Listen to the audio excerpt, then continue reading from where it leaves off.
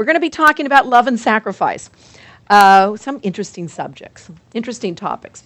And that's what this is about. It says, I will receive whatever I request. And what this is talking about is how we confuse pain and joy, how we confuse love and fear. And we have developed a lot of habits. Lil and I were talking before the meeting.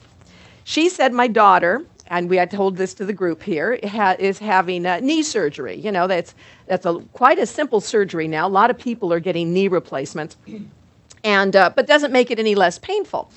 And as a mom, it doesn't make you not worry any less. You worry. And she says, you know, I'm worrying. And I say, you know, isn't that interesting? We talked about this a couple of weeks ago. What does worry do for us? Nothing. You know, it doesn't do anything for us. But why do we do it? It's comfortable, isn't it? We've gotten used to it. As a mother, we worry about our kids. And it's a normal, seemingly natural thing to do. We think, natural. Let's put quotes around that, natural thing to do. The only reason it's natural is because we're used to it. Your grandmother did it. Your mother did it. You do it. I was talking to Lil. She says, oh, yeah. I said, well, the fact is my grandmother, my great-grandmother, actually probably darned socks by candlelight. You know? How many of you are darning socks by candlelight? We don't do that anymore. For one thing, I would never darn socks, and I would certainly not do it by candlelight. You know, I mean, I wouldn't do any of that stuff. There's a lot of things that our forefathers used to do. They used to make butter, right? Would you make butter? I go down to the store and buy it. You know, so there's a lot of things we used to do that we would not do now. And as we grow in our spiritual consciousness, there's a lot of things that we've done, we're just used to doing it, we need to stop doing. We need to look at the value of it and decide whether it brings us anything. You know, and so worry is not a very useful emotion. If the thing is going to happen, it's going to happen whether you worry about it or not. Okay? It doesn't make you any more capable of handling what comes with that circumstance or situation that you seem to be worrying about by worrying about it. If anything, you won't get a good night's sleep because you're worrying. You'll probably not eat very well, or you'll overeat because you're worrying. You'll get a few more wrinkles because you're tired, because you're worried, and we can't afford those. You know, we can't afford those. You know, when you were younger, maybe, but not as you get older. You can't afford those.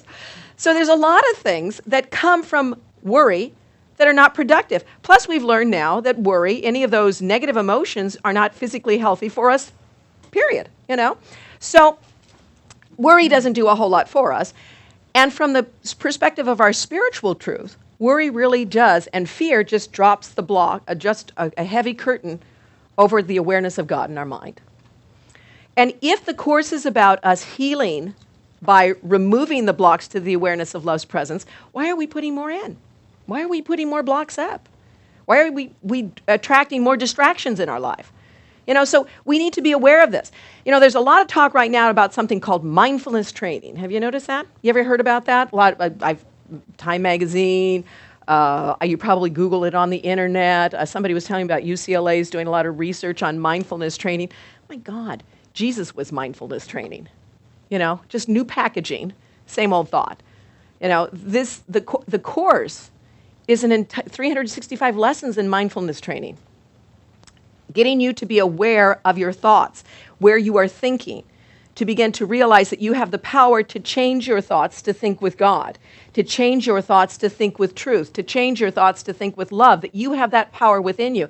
That's what mindfulness training is about, becoming aware. So we have to be aware when we get onto these old habits of worry, these ancient learnings, as the Course would say, that have become comfortable for us, the ruts in our mental minds that we're just used to, panic, suffering, worry. What's your little bag of goodies?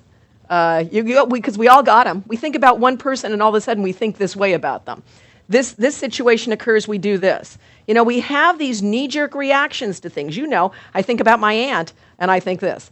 You know, I think about my job, I think this. I think about an audition, I think this. You know, lots of things that are kind of knee-jerk reactions, and that's kind of the world.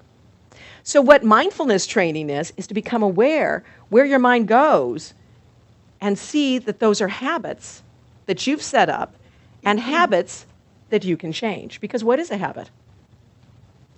It's just repetition. It's repetition based on your choice. That's all a habit is. You make the choice. The repetition seems to make it more natural to you, right? But you made the choice in the beginning that that would be your habit.